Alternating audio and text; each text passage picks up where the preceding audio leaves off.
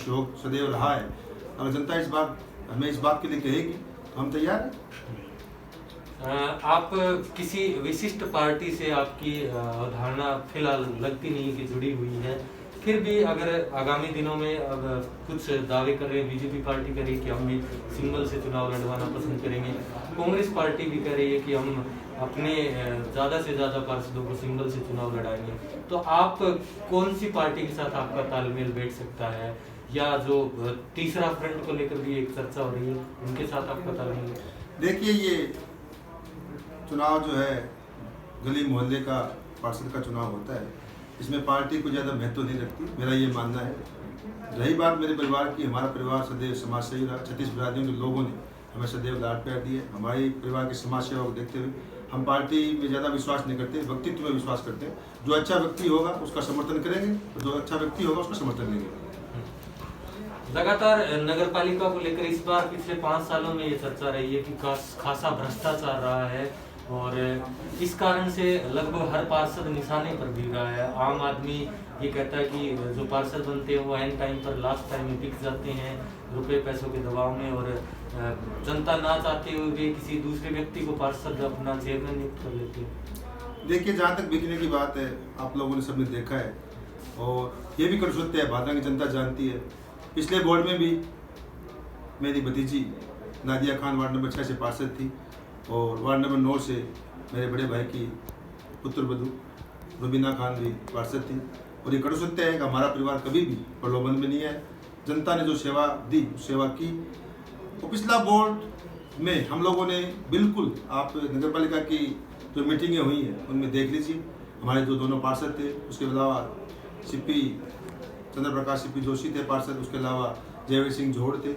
हम लोगों ने बिल्कुल हमारी बातों को जनता के विकास के लिए, जनता ने जिसके लिए चुना था, वो आवाज़ नगर पालिका में बुलंद की। इसके अलावा जो नगर पालिका में भ्रष्टाचार हुआ, बिल्कुल मैं मानता हूँ भ्रष्टाचार हुआ।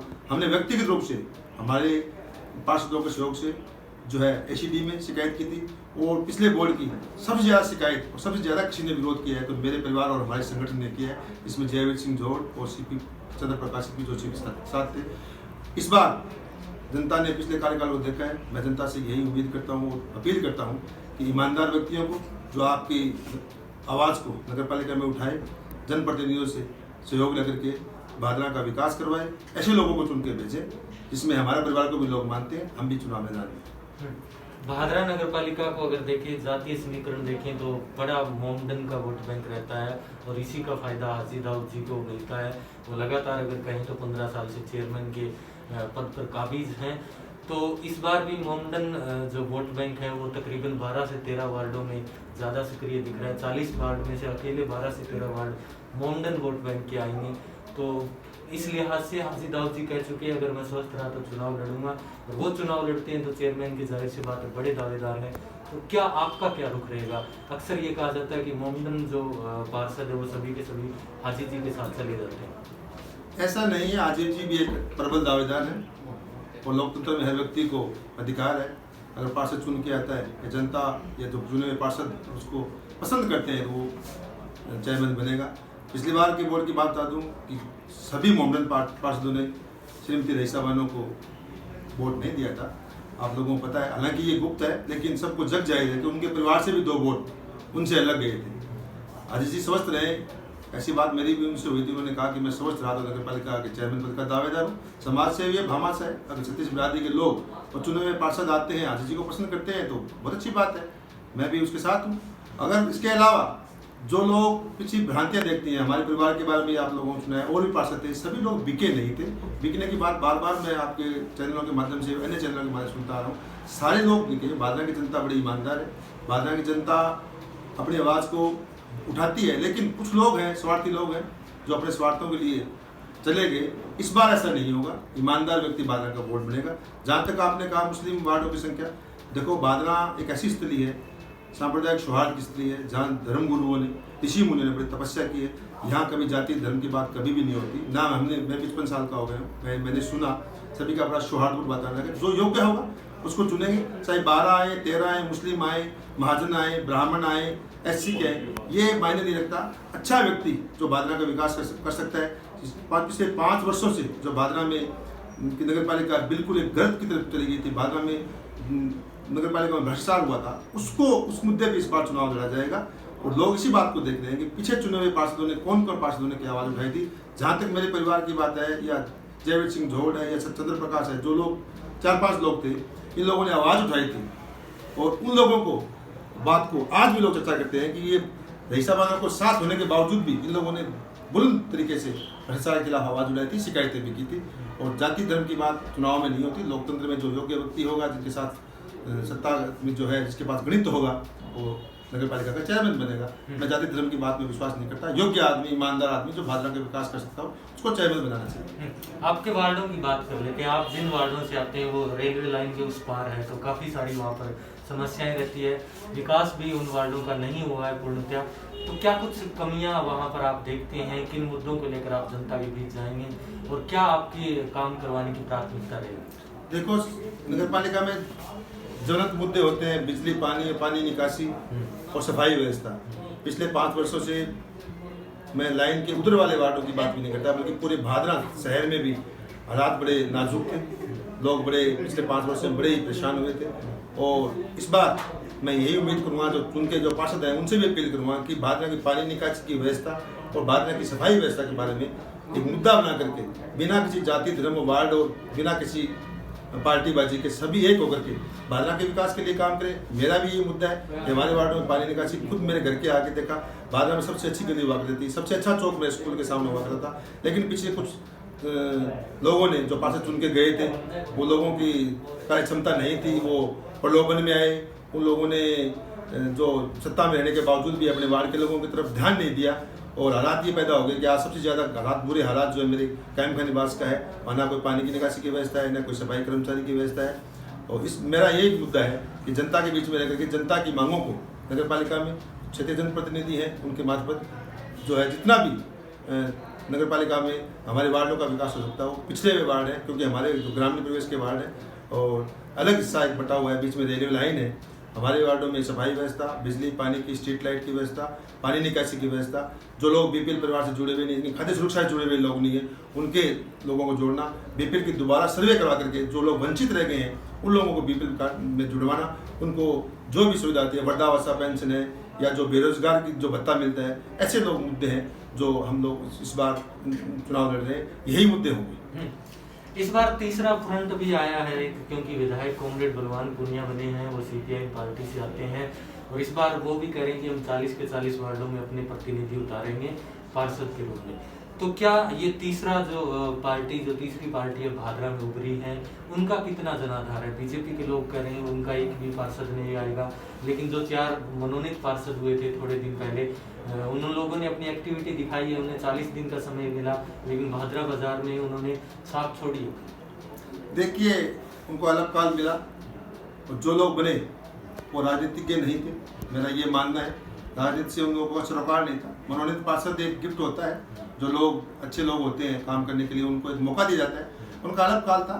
लेकिन ये कहना किसी एक पार्टी द्वारा कि क्षेत्रीय विधायक या थर्ड फ्रंट या कम्युनिस्ट पार्टी का कोई जनाधार नहीं है, आप पिछले विधानसभा चुनाव को उठा करके देखिए, सबसे ज़्यादा वोट हमारे जहाँ माइनॉरिटी के लोग थे वहाँ कॉमरेड बलवान पूनिया को मिले थे और भादरा शहर में लगभग 5000 के लगभग वोट मिले थे, सभी वार्डों में मिले थे। लेकिन बहुमत सबसे ज़्यादा मेरे 6-7 वार्ड है उनमें बलवान पूनिया को मिला था।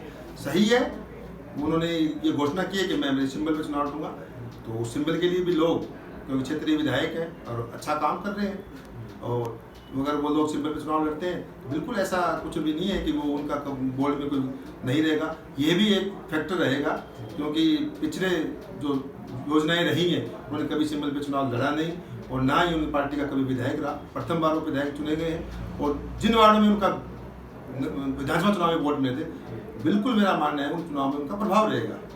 तो क्या आप इस बार किसी सिंबल विशेष पर चुनाव लड़ेंगे या निर्दलीय प्रत्याशियों के रूप में आपके परिवार के सदस्य चुनाव लड़ेंगे? देखिए, ये जनता का फैसला है। जो हमारे वार्डों के लोग, जो चुनिंदा लोग हैं, जो बड़े बड़े धड़े हैं, वो लोग कहेंगे उनके हिसाब से लड़ेंगे सिंबल। पहले हमने कांग्रेस के सिंबल से चुनाव लड़ा था, वार्ड नंबर 6 और 9 में, दोनों में विजय हुए थे।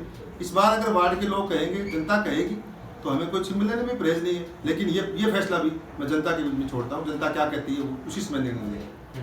आपको मैं 4-5 नाम गिनाता हूँ भावी जो चेयरमैन के प्रत्याशी हैं। जैसे हाजी दाऊद जी का सबसे ऊपर नाम चल रहा है। उसके अलावा अगर सुशील गुप्ता जी एक बड़े नाम है। दयानंद खोखेवाला, मामीलाल गोयल वो दूसरी बीजेपी पार्टी से आते हैं। VDS ग्रुप के चेयरमैन हैं बलवंत सैनी जी, उनका भी नाम चल रहा है। इसके अलावा 1-2 नाम और भी चल रहे हैं। दिनेश सैनी कहीं, अशोक सैनी के बड़े भाई हैं जो वो भी खासा इंटरफेयर रखते हैं भादरा की राजनीति में। तो क्या इन नामों में से कोई चेयरमैन इस बार बन सकता है? क्या कहना चाहेंगे इन नामों पर, क्या विचार विमर्श आपका? देखिए, लोकतंत्र में हर आदमी जो पार्षद चुन के आएगा वो चेयरमैन का दावेदार होगा। अब ये तो चुने हुए पार्षदों पे तय करना होता है कि वो किसको पसंद करते हैं। जो नाम आपने बताए मैं उनको अग्रिम बधाई देता हूँ, और अगर चुने हुए पार्षद उनको चाहेंगे तो वो बने। लेकिन अपील ये करता हूँ कि जो भी बने वो बिना जाति धर्म के चुनाव में कोई जाति धर्म का मुद्दा ना बनाए। बिल्कुल बिना जाति धर्म के 36 बिरादरी के लोगों को साथ लेकर के भादरा का विकास करें। जो आपने लोग नाम बताए बिल्कुल वो चेयरमैन के दावेदार हैं, और अगर उनके पास गणित होगा, संख्या का खेल है, अगर गणित होगा तो बने। मेरी अग्रिम बधाई उन लोगों को। इस बार एडवोकेट भी खासे उत्साहित है नगर पालिका चुनाव को लेकर।